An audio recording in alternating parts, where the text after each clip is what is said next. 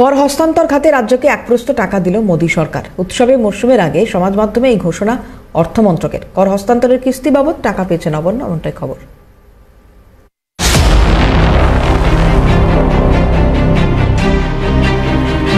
সামাজিক কল্যাণ প্রকল্প পরিকাঠামো খাতে বাংলাকে প্রায় ৫,৪৮৯ কোটি টাকা দিল অর্থমন্ত্রক। কর হস্তান্তরের কিস্তি বাবদ এই টাকা হাতে পেয়েছে বাংলা। সারা দেশ মিলিয়ে রাজ্যগুলিকে মোট ৭২,৯61.21 কোটি টাকা দেওয়া হয়েছে। সামাজিক মাধ্যমে এমনটাই জানিয়েছে অর্থমন্ত্রক। এর আগে ১১ ডিসেম্বর এক দফা কিস্তি ছেড়েছিল কেন্দ্রের মোদী সরকার। এমনটাই সামাজিক মাধ্যমে জানানো হয়েছে। রাজ্যগুলো থেকে আয়কর সহ অন্য কর বাবদ কেন্দ্র যে টাকা পায় সেখান থেকেই রাজ্যগুলোর ভাগ কিস্তিতে ফেরত দেয় কেন্দ্র। সেই ব্যবস্থার আওতায় ৫,৪৮৯ কোটি টাকা পেল মমতা সরকার। এই কিস্তিতে সবচেয়ে বেশি বরাদ্দ উত্তরপ্রদেশের, তারপর বিহার, মধ্যপ্রদেশ, পশ্চিমবঙ্গ, মহারাষ্ট্র, রাজস্থান এবং ওড়িশা।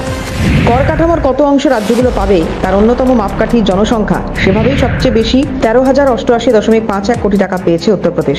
ক্যালকাটা নিউজ।